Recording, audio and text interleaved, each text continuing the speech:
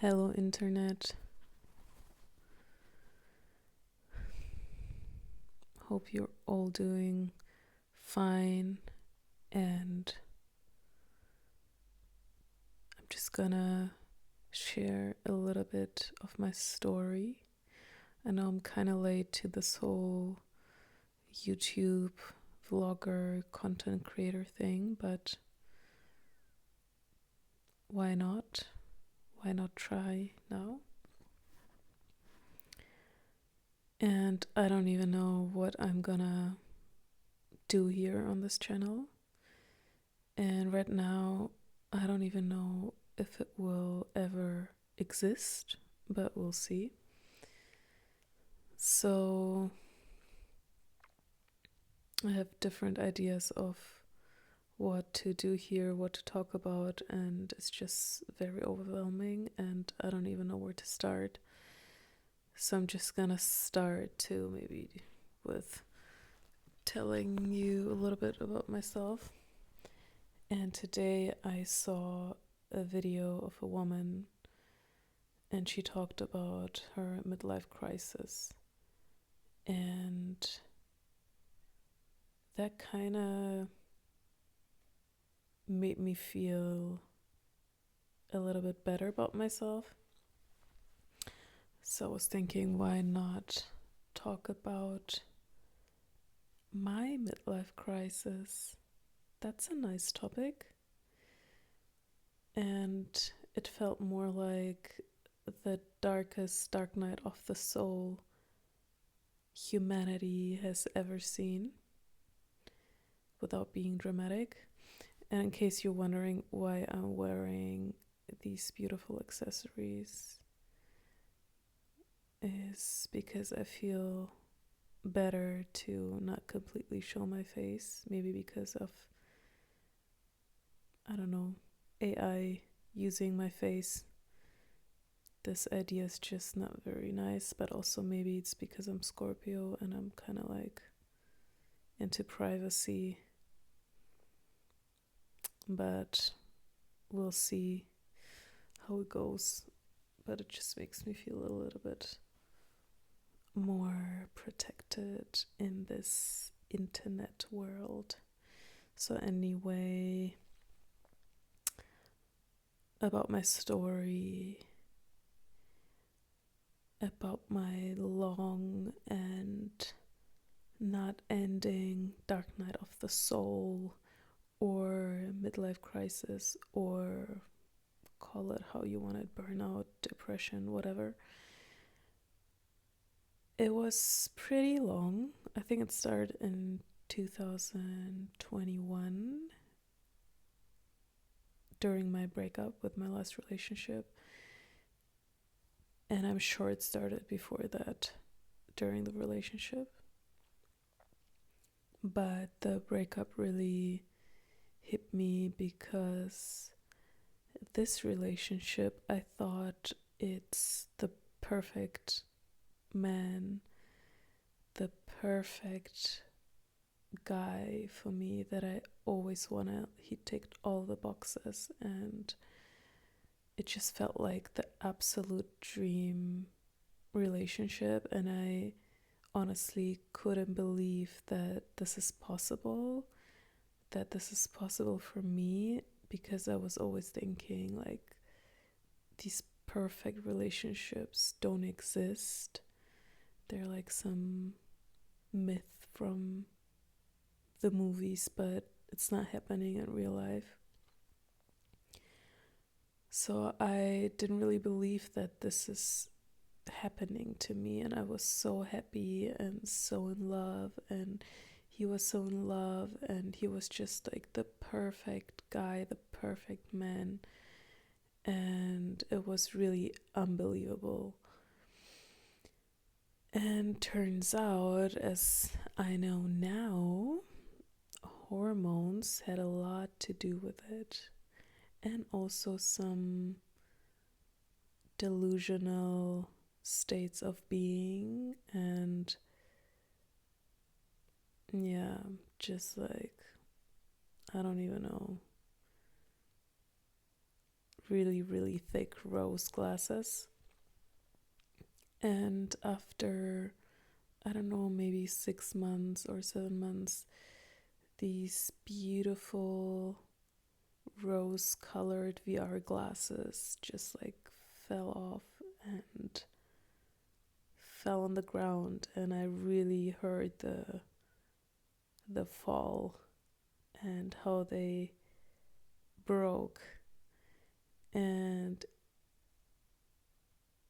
yeah, everything was still perfect and he didn't do anything wrong. It's just that I realized that maybe it's not the person for me, and maybe it's not what I need. It's what I thought I needed in my brainwashed Hollywood, Disney socialized girl brain, but it wasn't what my soul needed. So I didn't break up with him. We stayed together because we were traveling, and then we had another travel planned weeks later. So I don't know, I just couldn't let go of this perfect illusion of this perfect boyfriend, perfect relationship. And I also felt like I can't do that to him. And then we did the other trip to South Africa, and it was beautiful, but I was also kind of annoyed at the same time and really struggling. And then when we came back, COVID hit, and I kind of like got stuck in this relationship for almost another year, which is crazy, and also shows how badly programmed I was, or maybe still am, and also many women are, that we rather stay in relationships that don't satisfy us just to like not hurt the person or like not be alone. And it's really, really insane. But you know how universe is always perfect, and if you don't hear the nudges and don't hear the subtle whispers, then it's gonna get louder and louder and louder till it's like hits you in the face. So I was just like waiting for this punch, and the punch was really hard. I, yeah, I got pregnant from this man and realized that's like the worst thing that could happen to me. Also, I told him before that I don't want to have kids right now, so in hindsight, it was very problematic what he did, but back then it wasn't really clear to me. So, anyway, long story short, I had an abortion and he wasn't really supportive. He just more or less saw his side. And I know it was very painful for him too, but anyway, that was kind of like the start of the descendants into the underworld, I would say. And yeah, now 4 years later, after doing anything possible, including an ayahuasca trip and travels, and most of the time just like rotting in bed and not wanting to accept my state and always wanting to start something, a business, something, I don't even know, an art career, whatever. I got to the point where I feel like I actually let go, and it really took a while. And I think I was also pretty successful in my career, and I was a successful freelancer and earning good money. And basically, I was at a point in my life where I reached what I wanted to reach, and I felt so miserable. I felt so bad.